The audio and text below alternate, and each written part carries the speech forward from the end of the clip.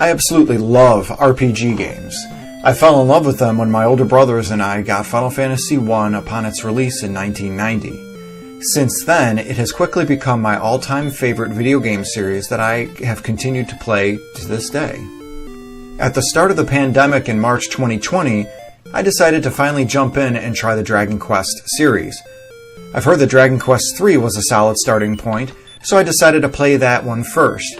I played through this game, then moved on to Dragon Quest I and II, then proceeded sequentially with 4 through 9, finishing out with Dragon Quest XI. There have been many comparisons to both series made by fans and fans alike.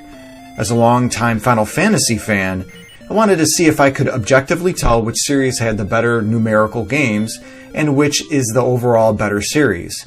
In this video, and like others coming in the future, I'll be doing a one-to-one comparison of Final Fantasy and Dragon Quest.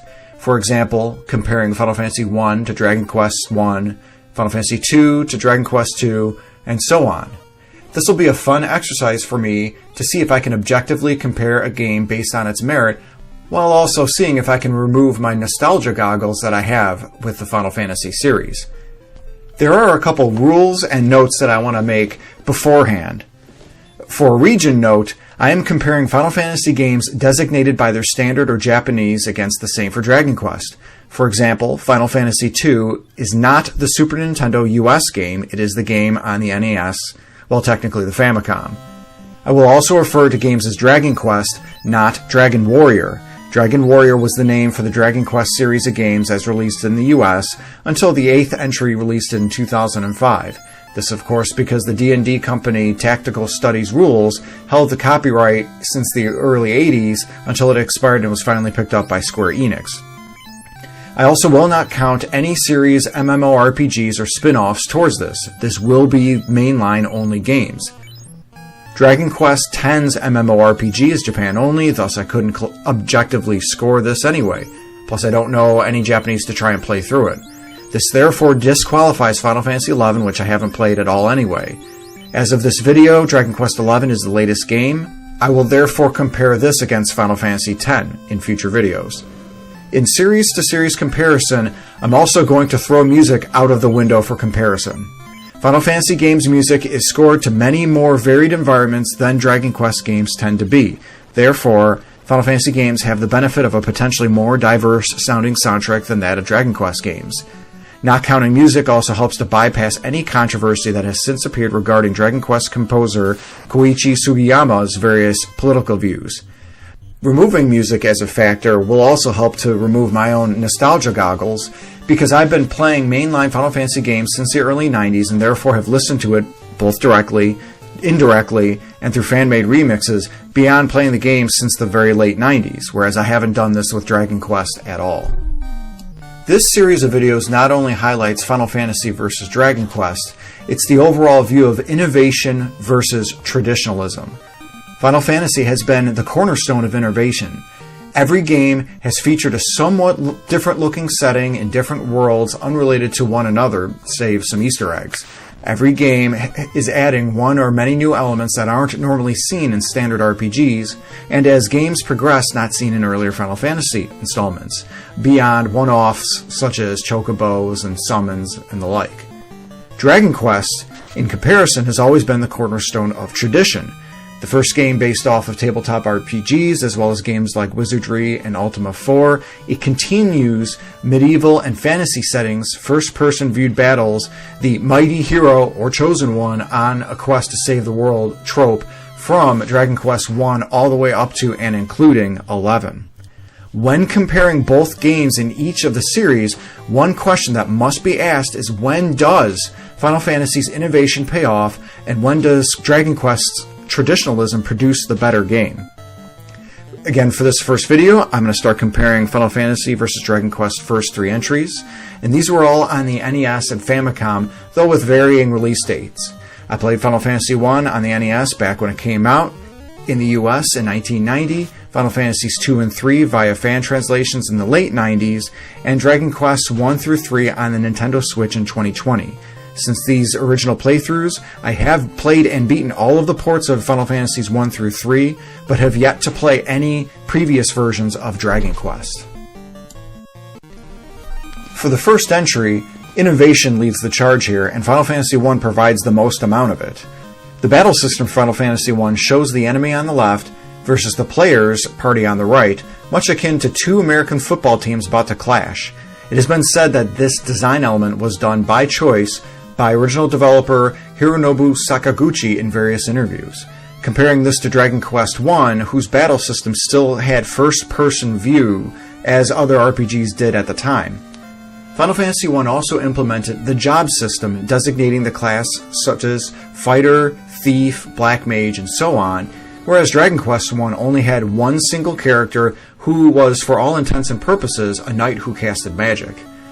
Final Fantasy I also offered 4 party members in the first game, whereas Dragon Quest didn't offer a total of 4 until its third entry, though a total of 3 party members were available in their second. Final Fantasy I also offered a much longer, though more linear game than Dragon Quest I. It is important to note that Final Fantasy I was released in December of 1987 in Japan, compared to Dragon Quest I's release date of May 1986. This means that technically, Final Fantasy I had the benefit of hindsight, taking a lot of inspiration from Dragon Quest and other RPGs, both video game as well as tabletop. Dragon Quest was a more stable game than Final Fantasy, the latter having been known to have several bugs such as spells that didn't work at all. Dragon Quest tends to be more grindy, though Final Fantasy tends to be more difficult and honestly less fair overall. However, my verdict is that Final Fantasy I is the better game and winner against Dragon Quest I. For both series' second entry, traditionalism is the big winner here, with Dragon Quest sticking to the formula while also branching out a little bit, taking the win. No changes in Final Fantasy or Dragon Quest battle systems occur, though both expand their various magics that they offer. Both develop compelling stories, with Final Fantasy's having the better story overall, though its keyword system can become tedious. Dragon Quest II keeps it in the same world as the first entry but centuries later, and features 3 individual characters with backstories unlike the first game. Final Fantasy II continues to innovate by bypassing the standard level progression to characters as well as its job system from the previous game, and instead applying level mechanics to weapon types and individual magic use.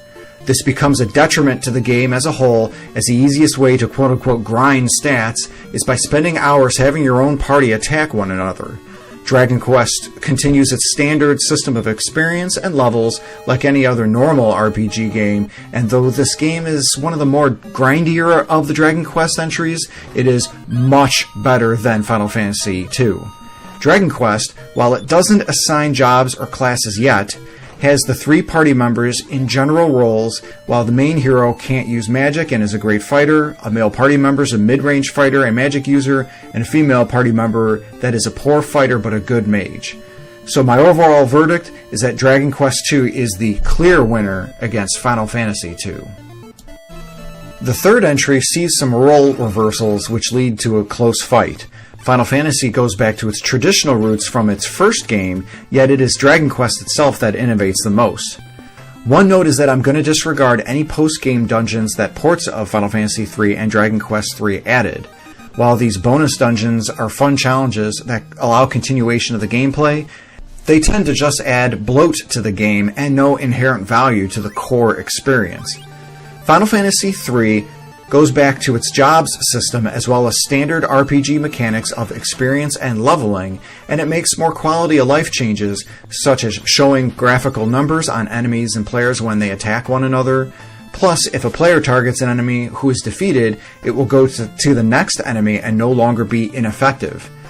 Dragon Quest III rolls back to traditional roots by having a barely known hero, but also innovates by adding in recruitable party members as well as a job system for the first time. The world map also has a day and night cycle for the world and its respective towns.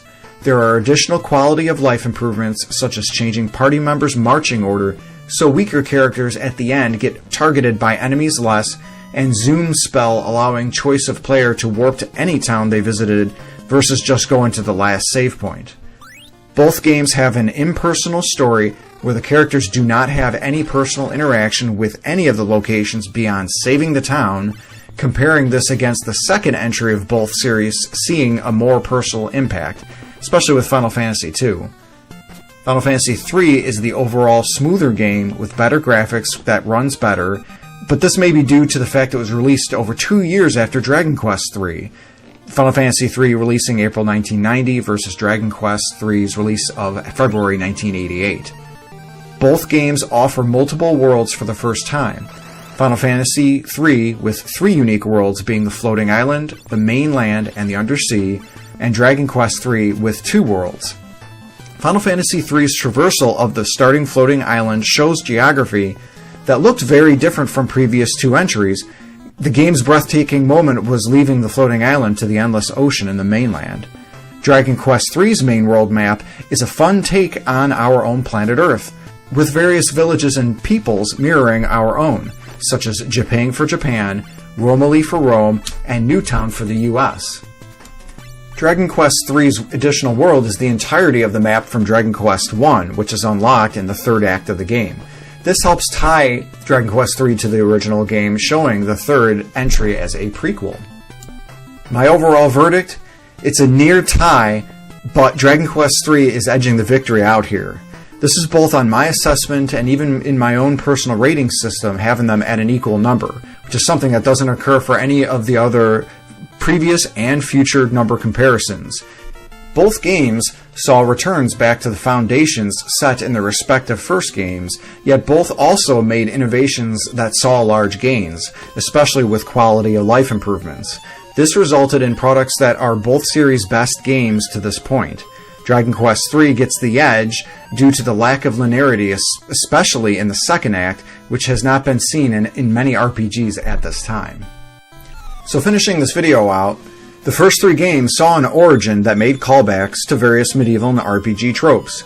Save the girl, beat the villain, beat the invading threat, gain experience points, get stronger, roll harder hits. But as both game series progressed, their identities grew more unique. With Final Fantasy's sprites based from Amano's uniquely stylized art, and Dragon Quest from Akira Toriyama's manga-based art, their unique playstyles continued to grow as the series went on. Final Fantasy continues its own trend of innovation by moving on to the SNES Super Famicom for its 4th entry. It did originally start development of its 4th entry on the NES, though they decided to move on to the newer hardware. However, Dragon Quest continued its development of their 4th entry on the NES and Famicom, continuing its own trend of traditionalistic tendencies. How will both series continue to fare with Final Fantasy's innovation and Dragon Quest traditionalism? Stay tuned, as the next video I will compare both mainline entries 4 through 6. So what are your thoughts about Final Fantasy and Dragon Quest 1 through 3? Leave a comment, like, and subscribe for more content on my channel. Thanks so much for watching and have a great day.